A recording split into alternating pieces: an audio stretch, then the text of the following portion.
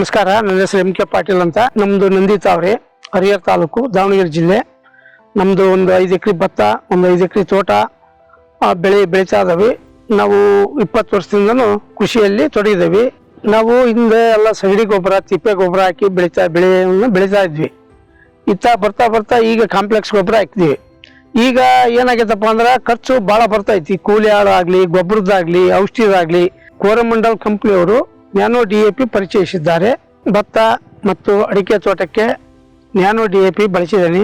ಭತ್ತಕ್ಕೆ ನಾಟಿ ಹಚ್ಚಿದ 30 ದಿವಸದಲ್ಲಿ ಒಂದ್ಸರಿ ನ್ಯಾನೋ DAP ಇದನ್ನು ಉಪಯೋಗಿಸಿದೆ. ಸ್ಪ್ರೇ ಮಾಡಿದೆ ಕ್ಲೀನಾಗ. ಗೊಬ್ಬರ ಕಡಿಮೆ ಮಾಡ್ತೀನಿ. ಇದನ್ನು ಉಪಯೋಗಿಸೋದ್ರಿಂದ ಖರ್ಚು ಕಡಿಮೆ ಆಗ್ತೈತಿ.